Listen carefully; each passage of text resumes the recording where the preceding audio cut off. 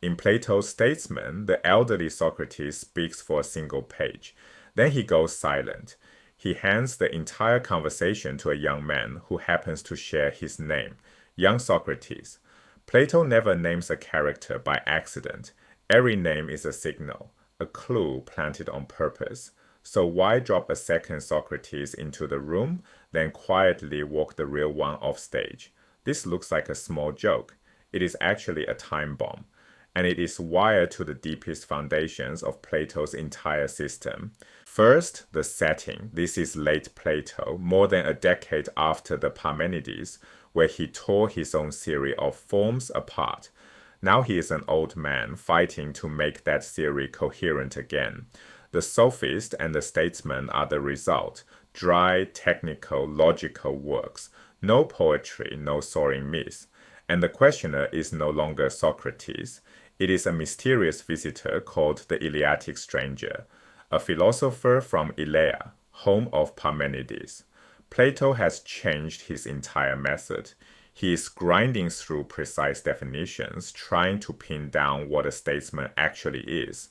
To see why the name matters this much, we need the assumption it secretly relies on, the dialectic. That is Plato's method of rigorous question and answer, climbing step by step toward genuine knowledge. And it rests on one quiet bet, that ordinary language is a ladder. Take everyday words, define them carefully, divide them correctly, and they will lift you up toward the forms, the perfect realities behind appearances. Each word is supposed to be a foothold. A category like human or odd number is meant to grip something real.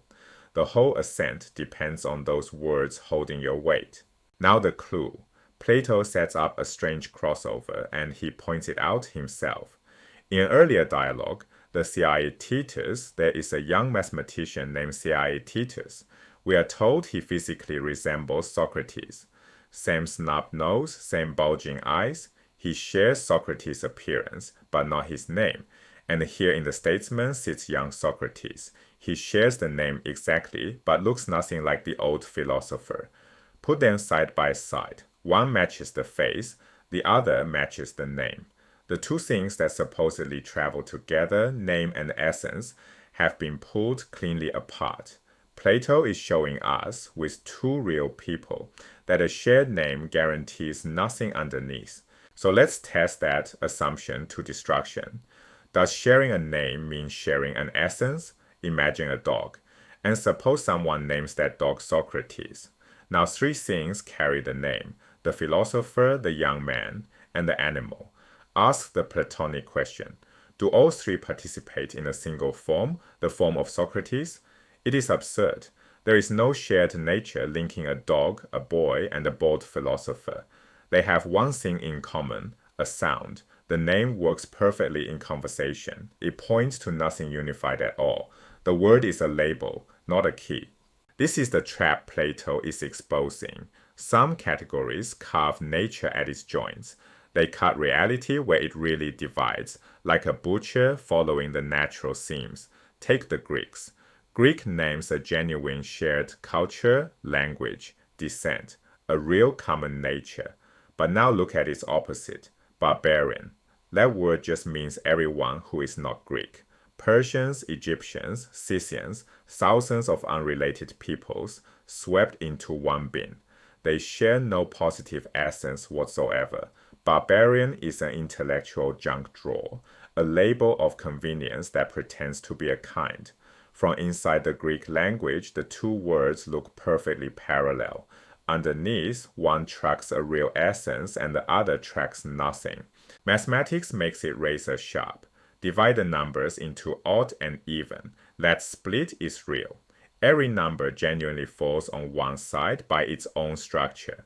The category tracks something true about number itself. Now try a different division, 10,000 and all the other numbers. Technically, that works. Every number is either 10,000 or it is not. But the second group is pure noise dressed as a category.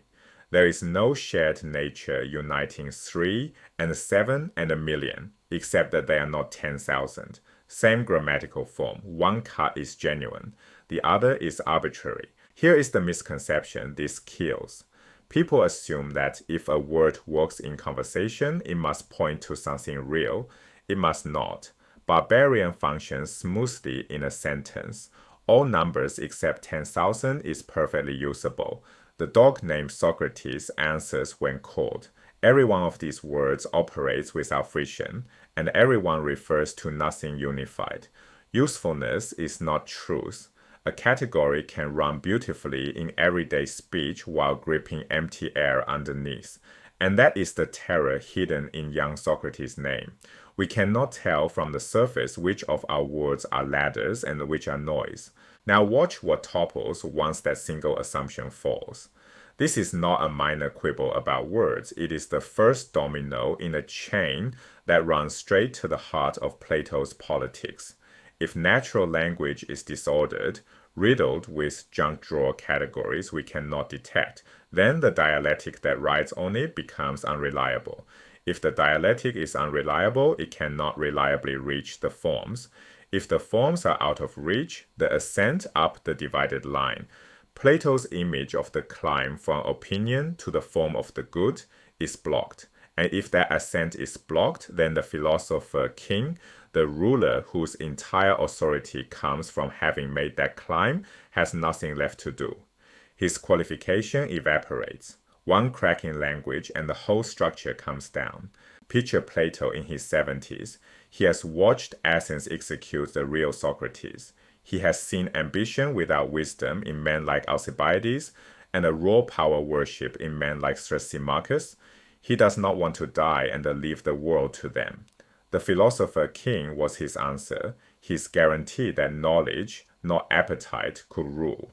And now his own method, the careful work of naming and dividing, turns its blade back on him.